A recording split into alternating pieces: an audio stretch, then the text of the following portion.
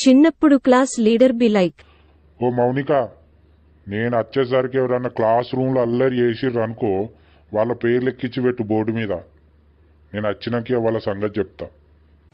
Okay sir, ఎవరైనా అల్లరి చేస్తే పేర్లు ఎక్కిస్తా. అందరు సైలెంట్గా ఉండుర్రి, లేకుంటే పేర్లు ఎక్కిస్తా. సార్ చెప్పింది కదా, ఇది ఆగదురా. ఇదే మొత్తం టీచర్ లెక్క ఫీల్ అవుతుంది పేర్లు ఎక్కిమన్నందుకు.